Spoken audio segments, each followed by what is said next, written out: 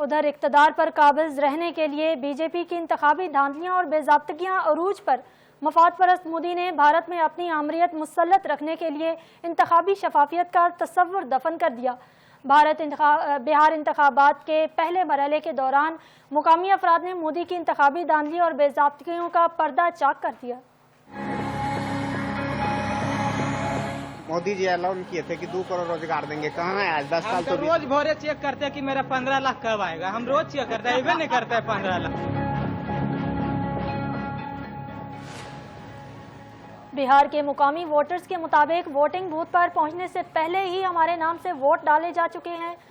मोदी की जानिब से हर वोटर से 15 लाख के एवज वोट खरीदा गया।